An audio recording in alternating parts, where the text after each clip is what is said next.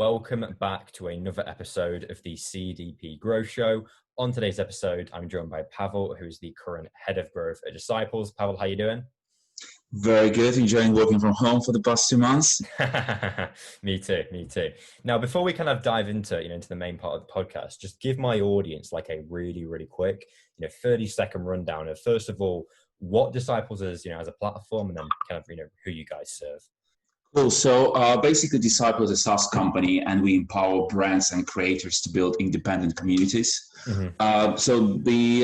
We believe that the first stage of social networks started around early 2000s, and it was defined by a handful of open centralized platforms like Facebook.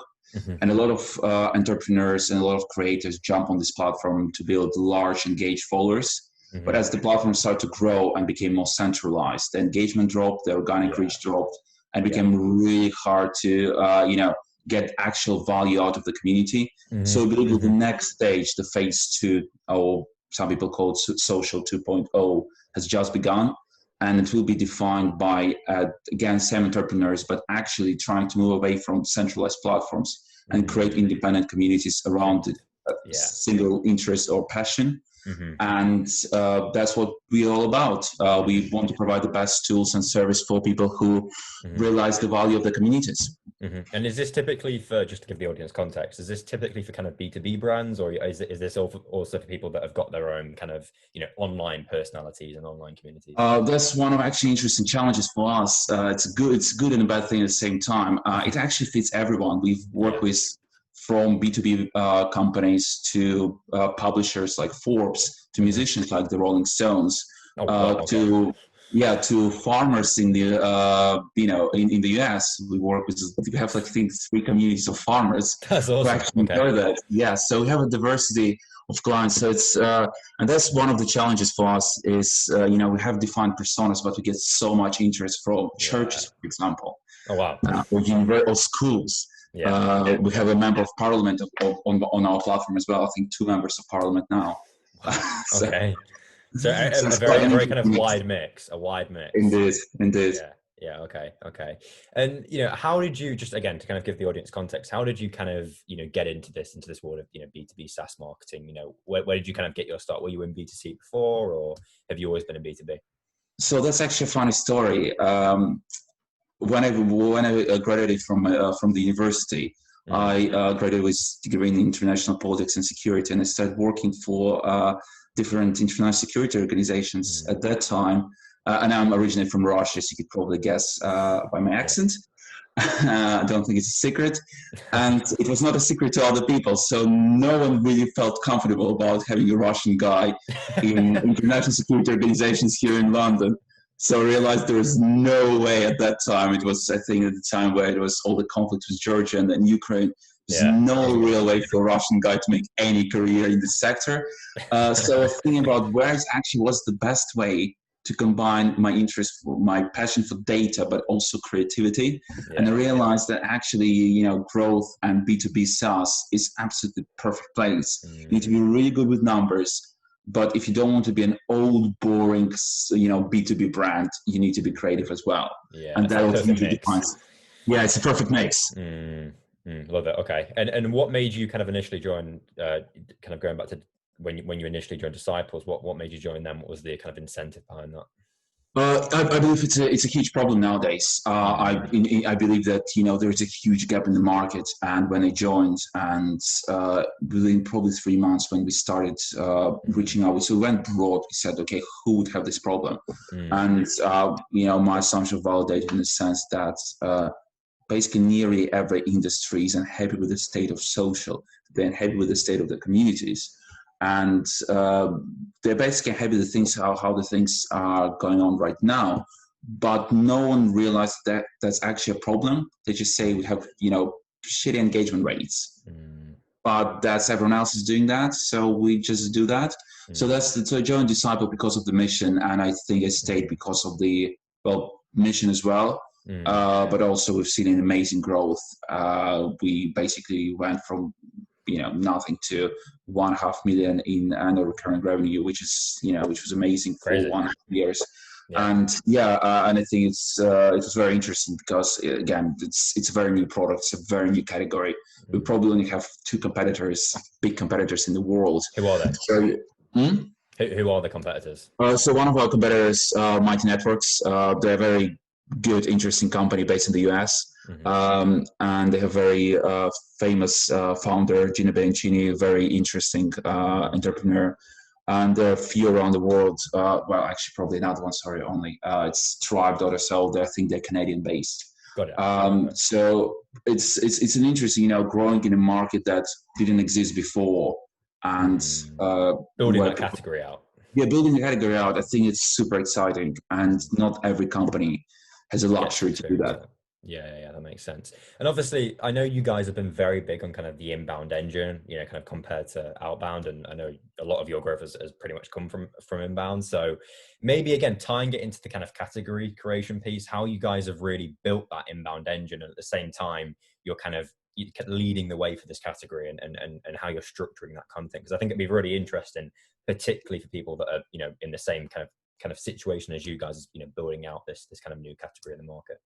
Yeah, I think for us, when I started, the biggest challenge was from the inbound side of things. It's really hard to do SEO stuff and do organic stuff when it's a new market. When there's a new market, because there are not enough search volumes. Yeah. So the best way for us, we structured the SEO the following way. We basically did it, for example, by use case. So people don't search for community platform, but what they can search for is community engagement, community building. Social reach going down or down. But basically there's a use case, there are problems. Then we went for an old school alternative, so what people would search for in the past. So forums, and you might think forums are so outdated, no one is using that, but it's a huge market apparently. A lot of people search for that, and it's for us, it's a brilliant one of the channels for inbound. Just always think about stuff that can be, well, first of all, a problem. Don't just think about creating millions of pieces about community software or CRM. Like there'll be too much of that and you probably won't be able to compete. But think actually about problem, and then take a step even further. What problem causes for people to search for that problem? And I think that was quite interesting. For us, people want to search for engagement, but they might search for my Facebook group engagement dropped. Yeah. And that's, that drives a huge, like we are, for example, 99% inbound, I would say, which is, great for a marketing person. And a lot of that is driven from this kind of more creative way of looking at things, rather than just, bringing the main keywords out. That's interesting, because I think a lot of people, particularly in the same situation as you guys, where you're building this new category out, they struggle with SEO, but they don't think about, I think they put too much emphasis on, our product, and we need to rank for our product keywords, and what our thing solves. And I think a lot more people need to think about what you've done in terms of actually finding problems, and then, like you said, looking at it from like a use case basis. Go ahead. Yeah, I think SEO requires a lot of commitment. I think what many people get it wrong, and a lot of startups have seen do it wrong, they just kind of put 3 posts out, expect it to become, main revenue generator. Yeah. When they obviously see that it's not becoming a main revenue generator, they drop it, and you can see all over the web is like, preachers who say, oh, SEO doesn't work, it's all bullshit. And the reality is, it's commitment. It's like channel. Yes, for SEO, you don't spend as much money on Facebook ads, but the reality is, you should spend more time. You can't be saying, we spent 100 grand in Facebook ads and we spent 2 hours on SEO and content creation. And, Facebook ads perform better. Of course they do, because you spent 100 grand on that. So I think that's kind of a thing, that's a shift in mentality. If SEO is a channel, so you need to commit to it as like a channel. Yeah, completely agree. And now kind of touching more on the paid side, because I know SEO has obviously been quite a big portion of that, but obviously paid has been a key lever for you guys as well. So how have you kind of approached the paid side? I think for us, an interesting, how we try to balance things is there are some keywords that we can target SEO, especially long-term people don't like, there's not much competition. There are some keywords that there is competition for, and it's hard to get into SEO. So it's a good thing to start with Google Ads. So you do Google Ads around that, and use organic content for others. But sometimes we use Google Ads to understand the market a bit better and what we should focus our SEO efforts on. For example, it's quite useful sometimes to run Google Ads for 20 keywords and actually see which one converts. And based on that, you create more content around these keywords.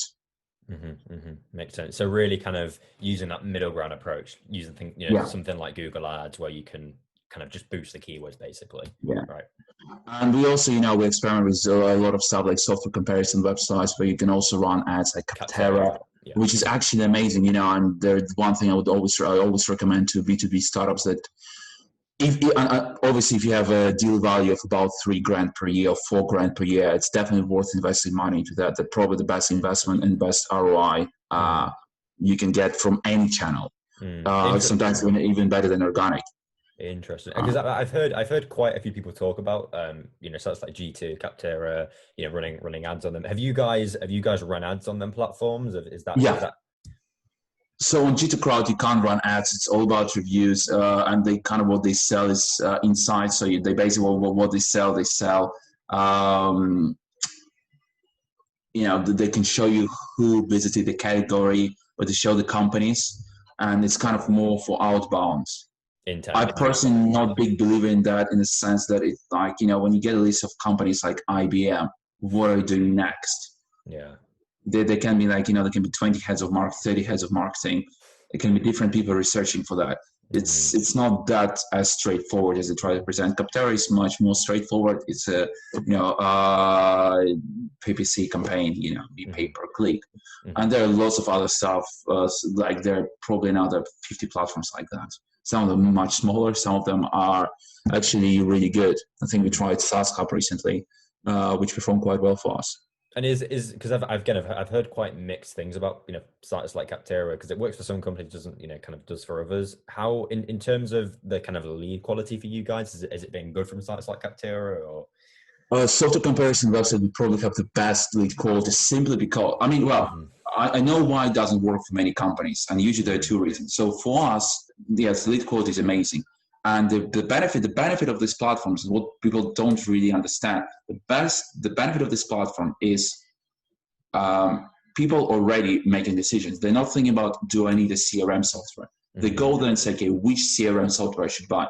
So people understand that. What people don't understand, they get this list, the lead quality is very high.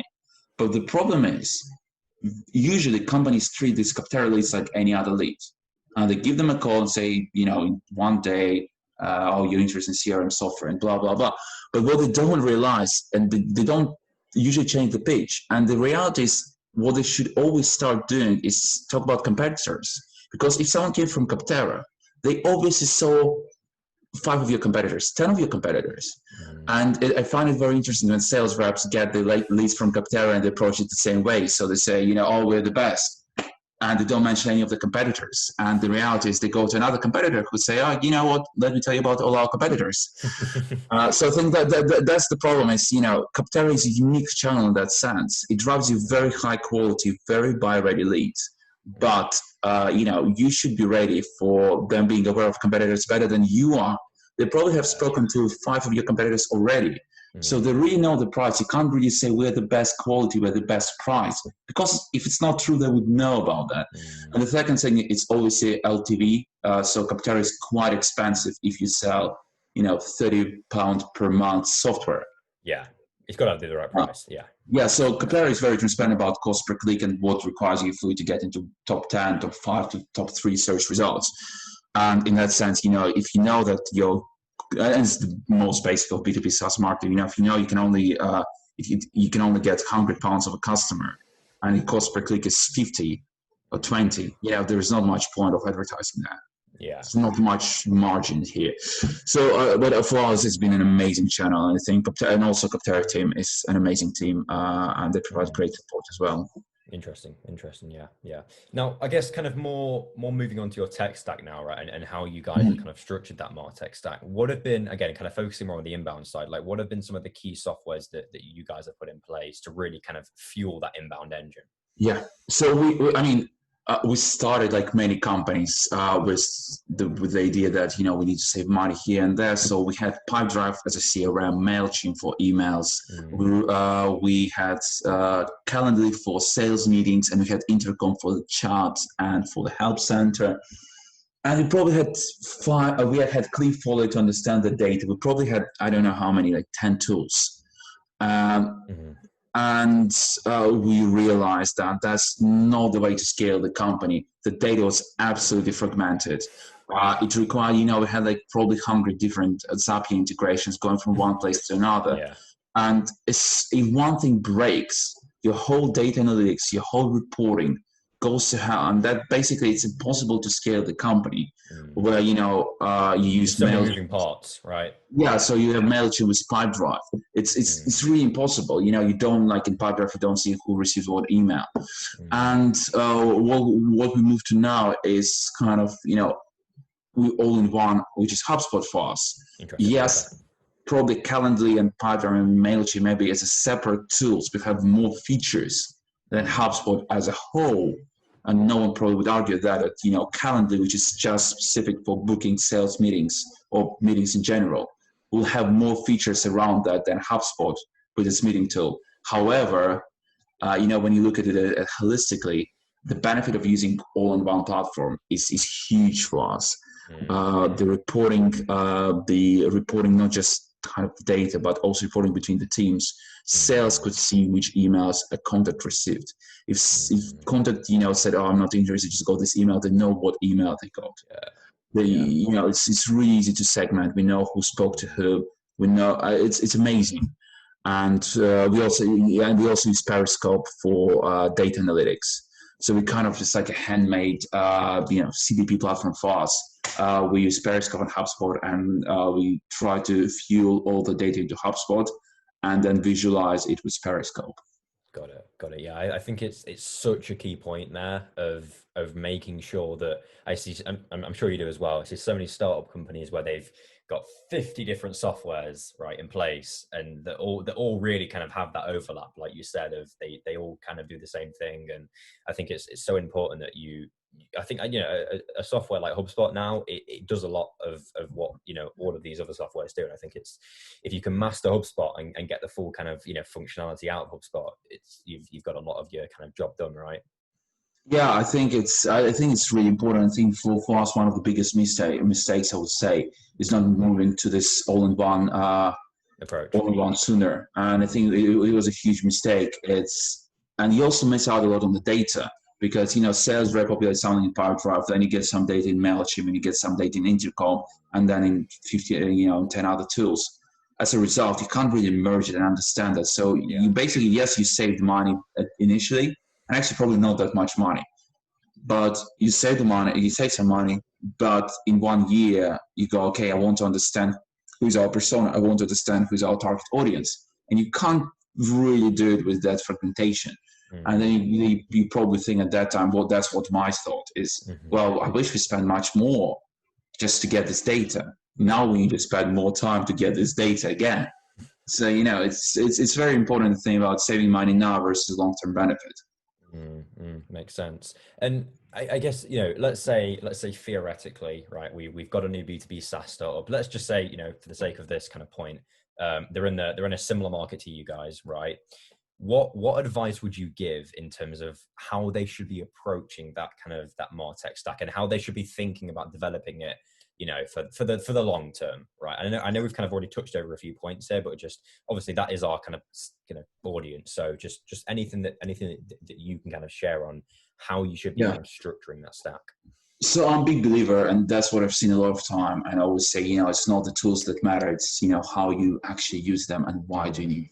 The reality, what I've seen a lot is people just getting, it has so many features. It has so much stuff. And sometimes founders, marketing people, salespeople, they expect a software to solve their problems. They have problems in the sales funnel or marketing funnel. And they say, oh, well, we implement this data platform, we'll implement a CRM, or we implement something, we'll fix it. It rarely does, unless your problem is purely operational problem. I think first of all, you really need to understand what are your problems and priorities here. And that's the first when you approach the tech stack. And then I think, again, going back to HubSpot, the benefit of that and looking for platforms like HubSpot, they have a free tier. You can start with that and then you can slowly move. But the important thing to remember is, when you end up in a situation like ours with 10 different softwares, it's really hard to convince the team to move to a new place because they all they all have their own hacks around their own softwares. The old softwares has workarounds. So I think that's like the important first is like to understand that tools will not solve your problem. You need to really define your problems yourself, and tools need to support you. That's the first thing. Then just be really honest and understand, do you really need this tool? Quite often we've done it before, and I've seen every company doing that as well. You invest into a cool tool which you believe you're going to use, and you're never going to do that. And one of the key problems here is there are no decision makers, so there are no project managers or owners. Big advice for me, if you already have 10 people in the company, find an owner for you too. Someone needs to be important. Someone needs to be responsible for implementing it, training the team, and making sure it's utilized after the initial phase. And quite often, yes, you install it, you train the team, it's never been used. We had a great tool called Pando, which is the notification tool, which we implemented, we trained the team on. But because it was no one's real responsibility, it was in between the departments. We just now, I think after 6 months, we're now jumping on it because we see value in the tool. But I think that's another one. And overall, I think understanding the problems, being realistic about tools are not going to solve your problems, having project managers for each tool, each major tool, on implementation, training, and then ongoing success. Whenever someone has questions, there is one person who can answer them. And also, going for platforms that allow scale, like HubSpot. Pipedrive that we use, and Pipedrive is a great tool. I don't want to offend Pipedrive guys. It's a great tool, but particularly for outbound. Particularly for outbound. It's particularly for outbound, but it's good when you have probably 5 sales reps, 4 sales reps. But there's nothing else you can do after you move. At least like last time we checked, it was 6-8 months when we had it, or a year ago we had it. You can't really scale with that. You can't have a 20-member sales team on Pipedrive. There is no way of doing that. Or at least with the technology they had before. Well, HubSpot, yes, you can start in, a free CRM, it will be very limited. And, then you can scale. And probably the last one is also find a platform that allow integrations. Quite often you will find a tool that, you like to use. And it's very important, I think, that your main tool, like for us is HubSpot, allows multiple integrations. If they don't, you might end up with a main tool that will be incompatible with other, small like data tools that you want to implement. And this can be a big issue long term. Yeah, I think it's such a key point there of making sure that you really have them kind of internal champions of the tools, right? So people that really understand the software. And I was on a podcast yesterday with someone who said the exact same thing of, whenever they implement a software in the company, it's whether it's an SDR, whether it's a account executive, someone is in charge of that tool, even if it's a Chrome extension, right? Everyone makes sure that they really understand how this software is going to be integrated and that everyone's on the same page, right, about the software and how it works. Absolutely. It's such an important thing. It's in general, I think it's in general, not just tools, but in general, when especially a smaller company and something is between departments. It's a very danger red zone because between departments is usually something another department will do it. Like having clear one person or point of contact who is accountable for delivering. So especially if it's a paid product, you pay money that it's just going nowhere. It's super important. Yeah, agreed.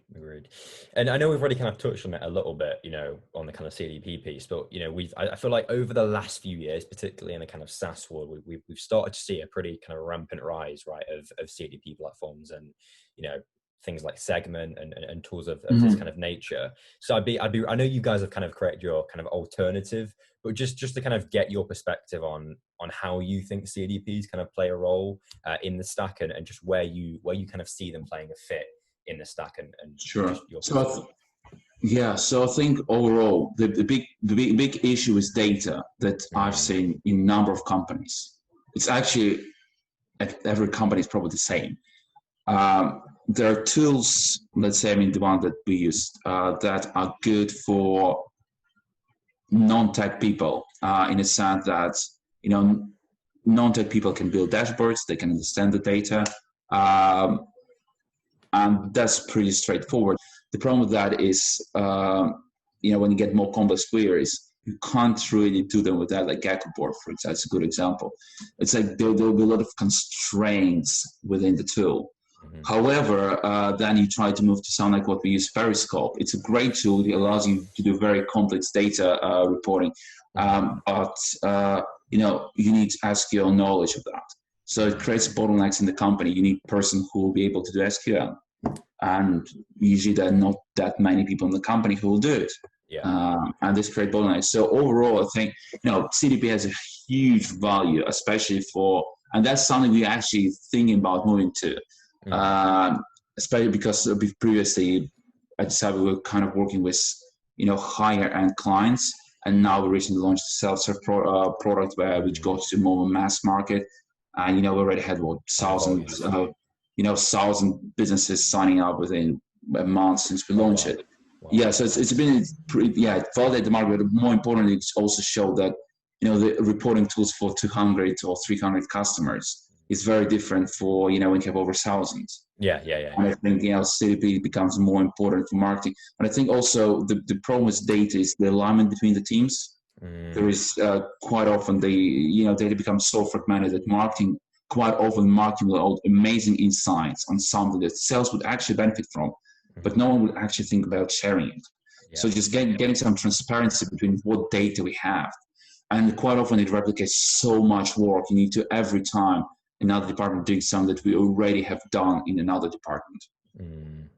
Yeah, I agree. I think it's particularly like you said there in the kind of self-service model. I think it's such a key component when you've got higher volumes of data coming through, and particularly if you're using lots of different tools when the data is particularly fragmented. I think it's so important that you have that kind of key place where you just have a really kind of good bird's eye view, right, of the kind of customer journey. And go ahead. I think for the big thing, and another one that in B2B SaaS, especially marketing, everyone talks about, and sales, everyone talks about marketing, sales alignment. It's probably the word of the century, right? It's like marketing, sales alignment. And actually, hey, I decided we're super lucky. We have great sales director, and marketing and sales are super on the same page, which is brilliant. But overall, everyone talks about sales and marketing alignment. Is everyone. But what people don't really talk a lot about is marketing CS alignment, so customer success or customer support. And that's actually what I found is a very crucial bit. Sales teams have a lot of data on who converts better, what is the persona, how what the objections. But what marketing teams quite often marketing teams don't have is actually feedback loop from the CS team on not just who we can close, because there are a lot of customers who we can close easily, but they will not stick with the product. The reporting on the actually post-signing stage, that's where I believe CDP can have the best clients. Who became the most engaged customer, who actually has the highest LTV. And I think that's where it becomes important. I think that's where CDP can play a huge role, and especially for us. Yeah, I completely agree with that. I think the more, I hate to say it, but the more alignment, or the more we kind of can create that feedback loop, like you said, between marketing and CS, it improves the overall machine, right? And it makes everything just work a lot better. And I think if more companies could kind of switch to that kind of style, I think like you said, it would make that whole machine work a lot smoother.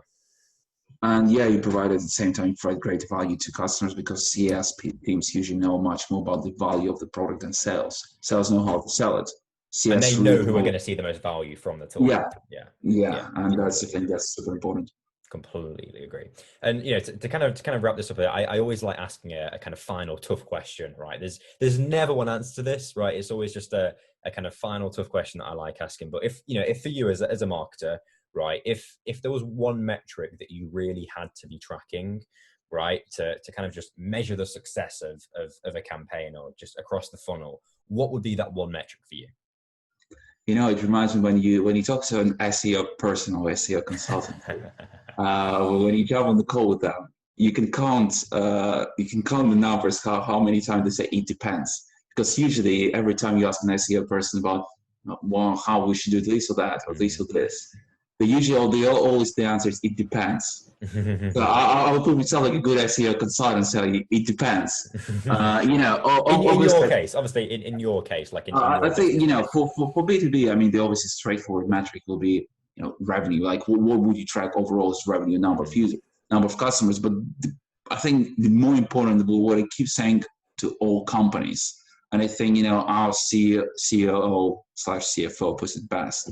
The metrics should not be just measurable; they should be actionable. Having overall metric of revenue is a no-brainer.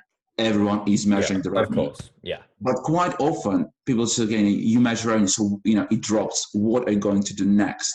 And I think like having actionable metrics, the metrics that you can look at, and you can see, okay, we can do A, B, C to improve this metric. And I think that's super important. Picking, having one big metric of revenue, and there are key indicators of the revenue, 3, 2, whatever relevant to your business, and they should be actionable. And the way to understand the good actionable metric is to ask yourself a question: if it drops by 10% tomorrow, what am I going to do? And if the answer is like, well, we don't know. It's complicated. It depends. It's not really an actionable metric. And I've seen a lot of companies that have set up cool metric tracking system, and then the numbers go really bad, and no one knows what to do with that. Yeah. Just simply because there is a metric. Yes, I can say the revenue is the right one. I can say month-to-month growth, but really, it's important to make them actionable. They should be important to the business. It's like at the same time. So the good balance is what will really make an impact on your business, and what you can actually action week to week or day to day or month to month. Not something that is beautiful on the wall. And but nowadays, one thing I would say, what we started to measure a lot. Probably, if you ask me actually one metric, I would answer that. I would not say it depends. I think during this difficult time, a lot of investors moved away from, and that's what we've seen in Disciple. They moved away from having this idea of unicorns. We want huge growth at all costs. We want you to become a $1 billion company in 1 month and spend whatever it takes. What investors are more interested now is capital efficiency. So what we measure a lot now in marketing, for example, and in companies, company marketing efficiency. So their sales efficiency, but we measure overall company efficiency. In other words, how much money you get from money you spend. Yeah. And I think that became really important to us, or as the key metric now. It becomes more difficult. Investor, and and actually by focusing on that, we made a lot of improvements. Yeah, and you can cut a lot of fat, right? You can cut a lot of fat. Yes, you can cut a lot of fat, and you can also, you can honestly look at a lot of channels that you run, and you can honestly ask yourself, what? It drives a lot of leads, it drives a lot of customers, but it's so inefficient. We spend so much money. We spend $1.50 to get one back. And actually, focusing on efficiency is really good. It allows you to say, it's better to have not a 15% month-to-month growth, 10% month-to-month growth, but it's so much more efficient. And the numbers just went through, like for the past, even during difficult times, our numbers went through the roof for the past 3 months, simply because we shifted to efficiency. Yeah, I completely agree with that. I think there's so many companies that they look at the positives all the time, right? It's like, what number of demos did we get? Or, how many leads did we drive? When actually, if they look at it from that kind of full stack picture of, okay, where are the inefficiencies? Where are the things that are not going right? What channels are not yielding the best results? And it allows you to either, tweak the channel itself, or, like you said, cut it and get rid of it. So I think it's so important that you have that kind of full stack view of every single channel and just, like you said, each department within the business. Yeah. Our CEO put it best recently. He said, companies who will not get capital efficiency will be dead in a few months or a few years probably now. Yeah. So that's one thing. It's important for startups to move away from, we got X amount of customers, leads, or revenue. It's really important how much you spend. That's why you hear a lot of companies saying about, hey, we hit this number, 10 million, 20, 50 million. But what did How you much spend to get there? Yeah, if you spend 100 million to get to 1 million, it's not that impressive. Yeah. If you spend 100 grand to get to 1 million, that's fucking amazing. Yeah. Then that's a big difference. And that's quite a lot of, when you see a lot of press releases, you just always need to take them with a pinch of salt. And question it. Yeah. The big elephant in the room is how much actually did you spend to get to these amazing numbers? Yeah. And that's what investors are more interested now. Yeah, I completely agree. I think it's, like you said, we will start to move to that world where capital efficiency will become like the kind of northern star of every startup, whereas compared to just wasting money month after month. Yeah, completely agree. Absolutely. And unless you're probably based in the Silicon Valley where you can still afford to do it. Awesome. Well, look, Pavel, it's been really, really awesome having you on the podcast. I really, really enjoyed this conversation. I hope you've kind of enjoyed coming on. Likewise. Thank you. Awesome. Well, guys, I will see you on the next episode of the CDP Growth Show. See ya.